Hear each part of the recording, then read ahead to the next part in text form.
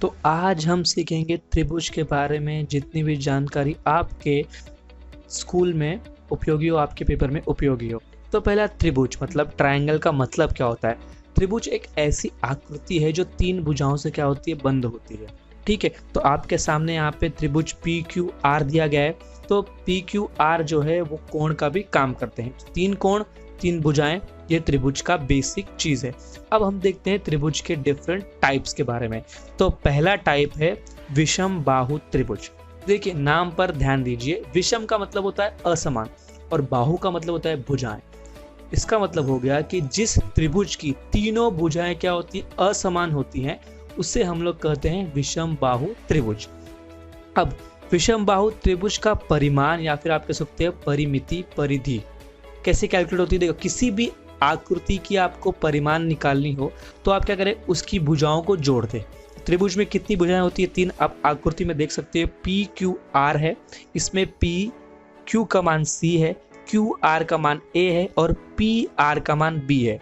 तो इसका परिमाण निकालना हो तो हम क्या करेंगे, ए बी सी, इन तीनों भुजाओं के माप को जोड़ देंगे, हमको परिमाण मिल जाएगा।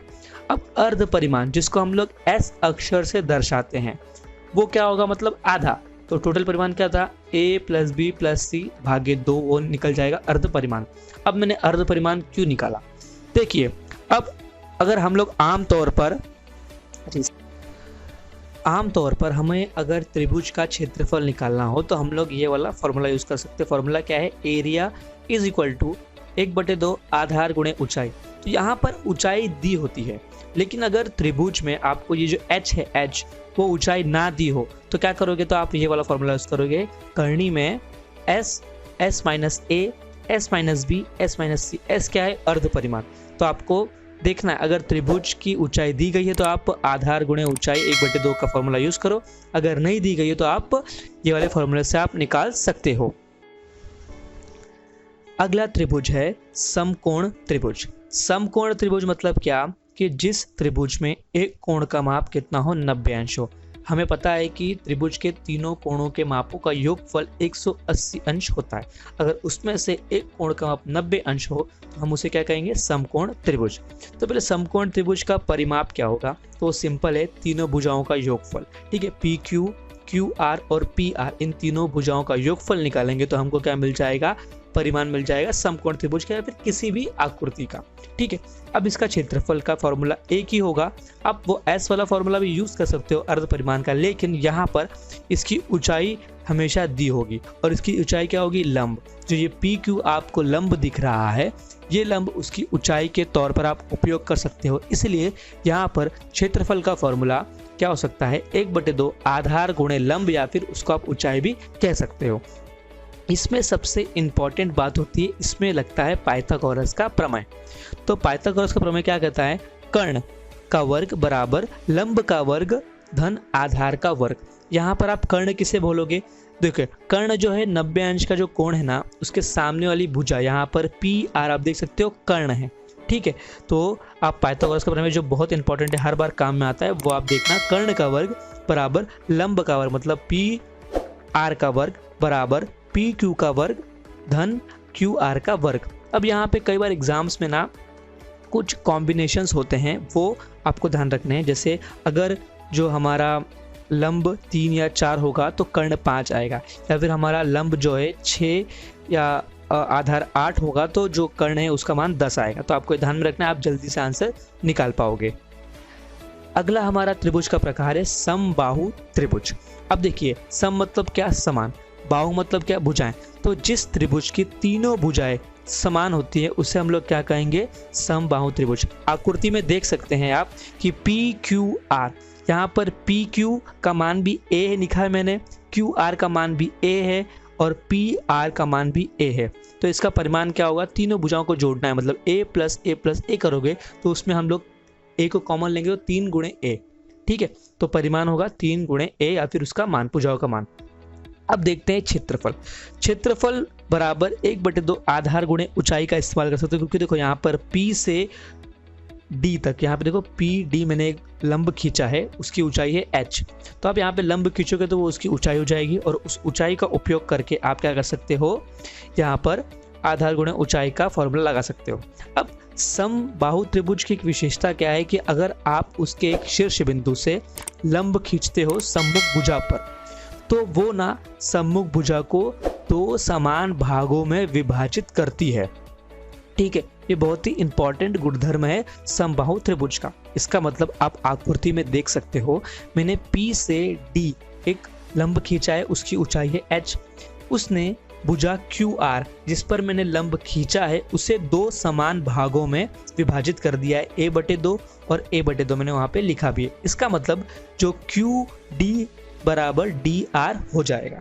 अब ऊंचाई को निकाल सकते हो आप पाइथागोरस के प्रमेय का उपयोग करके। वो कैसे, आप देखो यहाँ पर, अगर मैं QR को कर्ण मानूं, ठीक है, PR को अगर मैं कर्ण मानूं तो यहाँ पर PDR एक समकोण त्रिभुज बन जाएगा। वो कैसे, क्योंकि यहाँ पर हमने लंब खींचा है और लंब में कोण का माप कितना होता है 90 अंश, तो ये क्या बन गया समकोण त्रिभुज। तो अब आप देखिए कि यहाँ पर PDR एक समकोण त्रिभुज बन जाएगा। अब यहाँ पर एक इंपॉर्टेंट बात है, समबाहु त्रिभुज के तीनों कोणों का माप सेम होता है। ठीक है, क्या होगा 60 60 60। क्यों, क्योंकि तीनों भुजाओं का योगफल तीनों कोणों का योगफल तो क्या होता है 180 अंश होता है, तो 60 60 60 होगा। तो अब आप यहाँ पे देखिए कि PDR एक समकोण त्रिभुज बन गया। तो हमने क्या किया, PR का मान A है तो A का वर्ग ले लिया। अब यहाँ पर ऊंचाई क्या है h, तो h का वर्ग ले लिया, प्लस आधार क्या है DR, तो DR का मान कितना है a/2, तो a/2 का वर्ग ले लिया। अब देखिए अगर आप उसको कैलकुलेट करेंगे तो हमको h वर्ग मिलता है जो है 3a का वर्ग बटे 4। अब हम लोग अगर h का मान निकाले तो वो हो जाएगा करनी में 3/2a। ये मतलब क्या, भुजा। तो ऊंचाई का फॉर्मूला मिल गया। ऊंचाई का फॉर्मूला क्या है, करनी में 3/2a हो गया। तो क्षेत्रफल क्या होगा, क्षेत्रफल का फॉर्मूला भी आप निकाल सकते हो कि करनी में 3/2 गुणे 1/2 गुणे h करोगे, तो h का मान तो हमको मिल गया।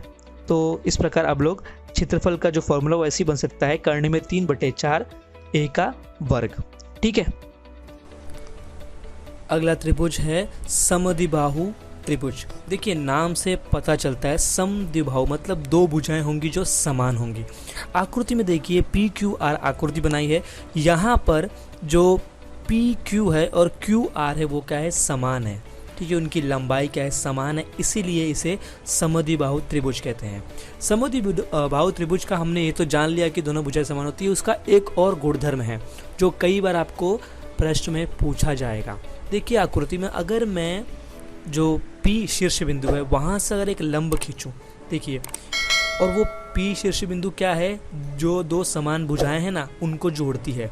ठीक है, तो वो P शीर्ष बिंदु से एक लंब खींचूंगा, सम्मुख भुजा QR पर लंब खींचूंगा, तो क्या होगा, जो QR है वो दो समान भागों में विभाजित हो जाएगी, बढ़ जाएगी।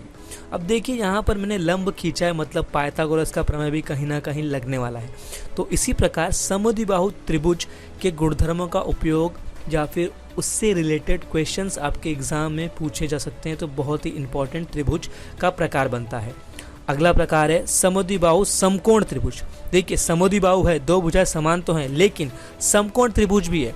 इसका मतलब कि उसमें से जो एक कोण होगा ना, तीनों कोणों में से एक कोण 90 अंश का होगा।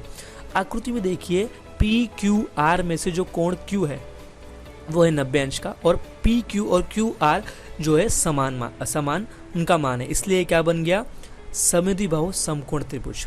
ठीक है, अब समद्विबाहु समकोण त्रिभुज में ज़्यादा करके एग्जाम में ना आपको केवल कर्ण का मान दिया होता है और आपसे पूछा जाता है कि क्षेत्रफल ज्ञात करो।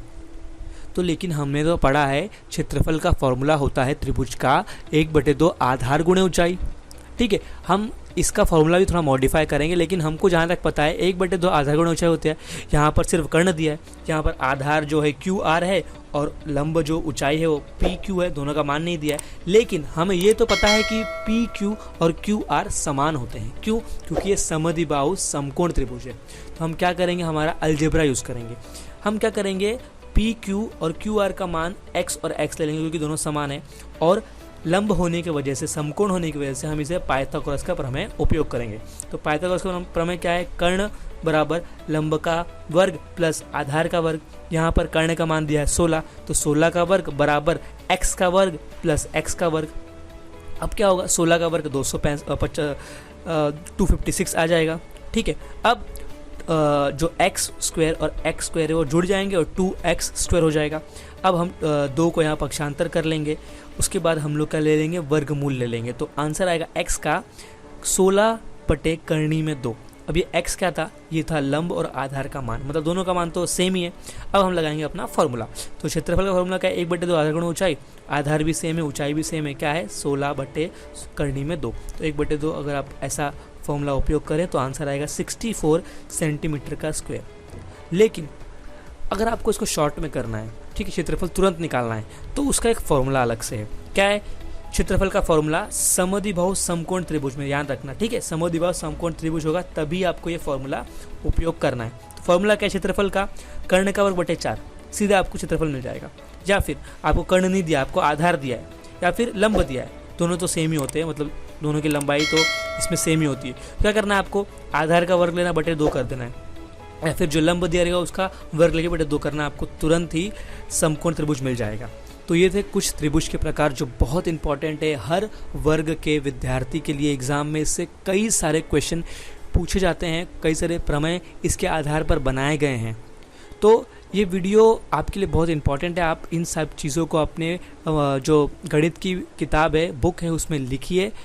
और वीडियो बहुत अच्छा लगा होगा तो वीडियो को लाइक ज़रूर करना, शेयर करना अपने दोस्तों के साथ, अपने सीनियर, अपने जूनियर, क्योंकि सबके लिए ये वीडियो एक समान कायम आएगा।